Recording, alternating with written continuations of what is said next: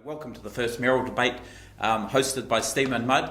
Today we've got three candidates with us. We've got the incumbent Mayor, Steve Chadwick. Hello. We have Rob Kent and Mark Gould.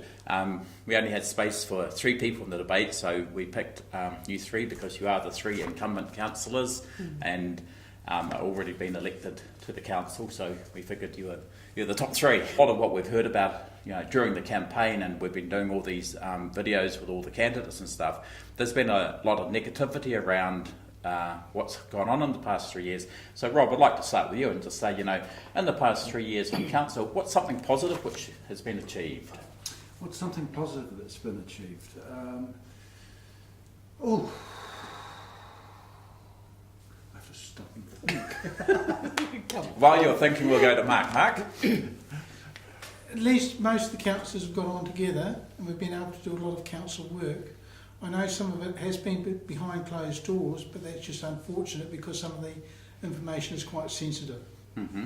Steve? Oh, well, definitely for me, the sustainable financial framework. We inherited the books in a very poor state, and we did all genuinely get together to say what could we do. Got the PricewaterhouseCoopers report that said can't see the wood for the trees, get on and get it sorted. It's a very complex organisation, so it was about debt retirement as well as looking at our fees and charges, efficiencies and staffing, and also our capital works project. So it's very complicated as a $100 million business. So Rob, got a positive? Yes, I have got a positive, and I think the most positive thing is that whilst we've agreed to differ on many things, we've always kept it on an amicable basis. Mm-hmm. We've always been able to go into the Greenwood afterwards, have a glass of wine or whatever, and the debate is left behind. So whilst there may be disagreements that have taken place, at least it's been kept friendly. Yeah. So one of the campaign planks that you've been putting out there is this 2% pledge around keeping the rates at 2%. Yep. It seems to me that there's not a lot of support for what you're saying out there at the moment. What? Well, there is everywhere else except Rotorua. Well, no. We don't live in Auckland. We don't live in Wellington. We live in Rotorua. Okay. The answer is quite simple. If you look at the long-term plan, we're budgeting to do about 2.5% to 3% rate increases per year. I believe we can actually do a lot better than that, because when you look at the long-term plan, it's actually budgeting to run at a loss, but it's being hidden behind capital subsidies to the tune of $43 million. But you don't have a lot of people getting behind and supporting your pledge at the moment. Oh no, we've had, and that's hardly surprising when you've seen some of the comments that have been distributed around the place. We've had some absolute garbage distributed from some like people, what? Putting people off. There was one particular email from a councillor that quite honestly was the biggest load of rubbish I've ever heard of, but it was circularised to all the new prospective candidates and may well have put some of them off. Yeah. So. Mark? I think it's a gimmick by some councillors to get re-elected. It's not a gimmick. It's not a gimmick at all. It is a case of saying that if this council is actually run financially but what happens properly, what happens if you say you pledge to keep to 2% and you've suddenly got something you've got to spend some money for, and you've got to find the money? Well, don't you hamstring? The issue is the other way around. The councillors should be saying, this is the maximum budget that you've got. Now run your council to that figure, not the other way around. What's been happening in this council, and it's been happening for way too long, is the council staff have been coming to the councillors and they've been saying, this is what we need, sign here. And sorry, that's not the way the council should be run. Steve? Well, that's absolute rubbish, actually. We've got 6 accountants and financial experts that now have the confidence of Fitch ratings to give us an AA- rating. That is a very big thing. And even Fitch came out and said exactly what I've been saying. It said your rating would have been higher if you were actually keeping your operational expenditure within your operational revenue, which is my whole point. But if you not everyone's jumping on board with your campaign, and it just doesn't seem. And Mark says it's a gimmick. What? Yeah. Look, I want to speak to that I think too. we can actually do better than 2%, but I won't. So what do you think it should be? I won't know until we get in there and find the true facts. You've been there for 3 years. The true facts are there on the table, Yeah. very open. The true facts for all are not council. there on the table. The true facts are not there on the table because I do not know, for example, which of the capital works specifically has been deferred, We've had $12.2 million of capital works not done this year, 14.8 million not done last year. But which is which? What is the order? What is the priority? No, we don't know that because we're not allowed to actually. Do you take know part in that's not true? Shows that a new councillor who's learning the complexity of how council actually runs. Things don't always run to when capital projects are meant to run. If I take Rotorua, for example, the wastewater there, that has been a joint working party after an Environment Court decision. That was a process that we had to go through very, very slowly and steadily so that we didn't go back to the Environment Court and cost ratepayers even more money. And we also need to know before a resource consent has started that the community's behind you. And this is the new collaborative way of working through these big projects like the wastewater treatment plant. It's no secret. It's just some things take their time to be done to get a successful win-win for the community. The budgets that are set to do these capital works are supposed to have happened after we've had this consultancy. So if we've already had the consultancy and we've set the budget, why aren't we actually performing? Why aren't we doing the works? Why, for example, have we got foothold holes in our footpaths? Why have we got roads that need work? Let's get it right. We've got 7 accountants working in the Rotorua Lakes Council. Any person agreeing to the 2% increase is nuts. Because the simple reason, if it comes to the annual plan process, if the rate is 2.3 or 2.5, then they'll vote against it. And yet they would have worked a week getting through to the figures. But what we've got uncertainties is over the Rotorua treatment station at $29 million. We don't know whether that's the correct figure. No. We don't know whether it's going to go up or going to go down. But if it goes up, then yes, we've got problems to sort that out at a financial level because our maximum loan is 175% of our income. Our income projected for this year is $110 million. Plus we've got the Rotorua sewerage scheme in abeyance. We've got to sort that out at the same time. It's not in abeyance, Mark. It's moving along really well. It's at resource consent stage. But the whole concept of budgeting is actually to say we will do these things in this year, this year, this year. And you can't always do that. Yes, things move. Yes, things have to move for various reasons. But you still stick to your budget, and that's what's not been happening. So you also, there's talk about reducing the level of debt in the council. Yes. And everyone supports that. You've got to have a certain level of debt. What, Mark, is an appropriate amount of debt for the council to be carrying? I'd say $100 million. So that's cutting it by a quarter. By a third. A third, yeah. Well, when you think so you're 100 million? I'm not going to put a specific figure on it, but I'm going to say this debt in this council has gone from 62.4 million to 165.7 million in 10 years. Why?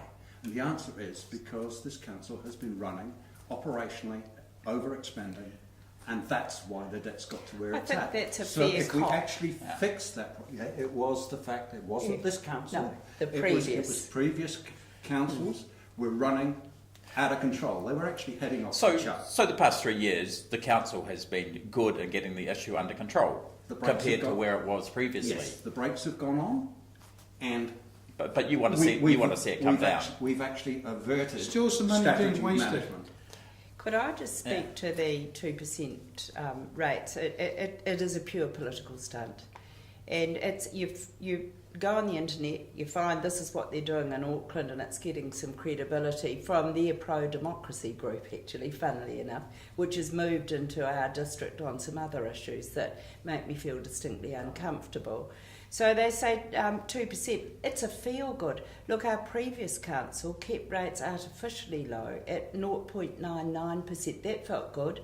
Felt like going to Smith and, to one of the shops where you go 99.99%.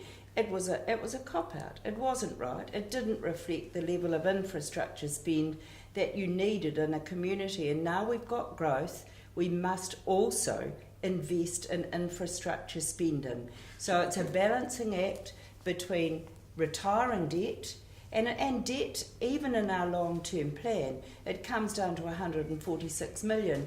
And I'd agree with Rob, we might be able to do even more.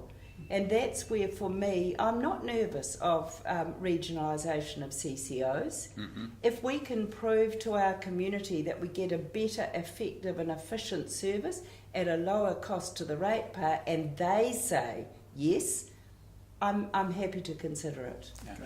Coming back to your 2%, let me give one very Yeah. specific example. But- And that is, last year we had 7+% rate increase. Yeah. If we hadn't gone along with the joint library hub, which is wasting 5.6 of that 7%, your rates could have been under 2%. I'm going to change topic now, and I would better just ask Steve, debt level, where would you like to settle at? Just keep bringing it down, and I like the long-term plan projection of 146 million. That's sustainable as long as we can invest in growth, and we are now. We're fighting with MB actually, that we are a region that's getting growth. It was 0.01% and it is now increasing slowly, and net migration gain, but you've got to invest in that growth. So, but that brings me on to my next question is, what are your plans to drive economic growth in the city? We're doing well at the Right. moment, but it's got to keep going. Yep. Well, for us, it's the new merged CCO where we put Grow Rotorua in with tourism, and that changes hard. Some of them don't like it. In fact, So that's going to drive growth, economic growth in the city? Certainly will. And the three propositions that we're getting some real traction on are mountain biking, huge growth there, and we've got to build the infrastructure in the forest around that. And Wood First is another where we would love, my heart would soar if we could see a wood manufacturing and exporting plant come to Rotorua to use these trees all around us. And Spa Health and Wellness. Well, we've just had a wood manufacturing plant come to Rotorua and it's closed down. So how do you fix That's the right. problem? How do you get one to come and stay and be profitable? You find the right place. I believe we've actually got to widen the horizons a little bit more than just mountain biking and what we've been doing. So I think what are we've your got plans? to be wide diverse. Yeah. For example, if you're going to appeal to the Auckland market, what is the point in appealing to an Auckland market with mountain biking when 1 in 6 people in Auckland, the last statistics I saw, actually owns a boat, and about 1 in 100 We've got some nice lakes may own here. a boat. We've got some good We've got lakes. some very good lakes. So why aren't we promoting it? Why aren't we going wider with where we're aiming in terms of economic Philip, this development? council's missing out on a huge market. What's that? We've got the Auckland market, which is going up with a vengeance. We've got Aucklanders which are selling their houses, moving to Hamilton and Tauranga. Why don't they come to Rotorua? It's because we don't have enough land to build houses on. Oh, No, we've I don't got the agree with that. land. We need We've more got heaps of land land. to be Look, available. we've got the we could have land. 1,000 houses Okay. built within a very short period of time, and 2,000 people coming out of Auckland and But the- investing all that. No. All that. Steve? What held this council up in the past that Mark was on was the district plan. That took far too long to do. We've now signed off the district plan, gave it some energy, gave it some focus, and it's through. And so now we've got some certainty. We've got certainty around Tenai Road, 4-laning. But and where are the houses going to come from? from Well- subdivisions around the new land and the new subdivision. Yeah. In the district plan, there are already considerable number of subdivision possibilities. It is over to the people who own that land. That's You right. can zone the land, but that doesn't actually get them to So are get the off their people butts doing and that? do the development. We're starting to see some of it, and I'm very pleased to see. I'm at Brunswick Park. I can actually say that with the certainty that's come out in terms of the district plan, with the Eastern Arterial disappearing, all of a sudden shops are opening in Tenai Shopping Centre again, and the development is going further up the road. And there's approved 400 sections up there as well. But until we've actually got demand and supply balancing properly, developers aren't going to take the punt and actually go ahead and develop it. It's not a shortage of, the council has actually said, we need more land areas for subdivision. The problem is, we've already got them, it's the developers aren't yet developing them. So is that a role for council? Well, yeah, absolutely. To There are promote them, five. yes, I Yeah. agree. There are 5 subdivisions on the books at the moment, and as Rob's right, But it's not a huge not number for of us. houses. It's not a huge number It's of houses. 1,000 It's units. 1,000 That's units, 1,000 units. We're pretty But excited they're about not. that. They're not where you've got consents at council at the moment. Not the We've numbers got- they gave me the other day. We have got the subdivision applications in, so you've got to wait till those developers actually enhance it. It's not for council, and that's understanding the complexity. We've got to start again on a housing plan, and it's both a district-wide housing plan and an inner city plan. And that's where you work with the developers, with the investors, and you say, what is it that you want that will bring you here? Correct. We've got to start giving them some incentives to actually get going.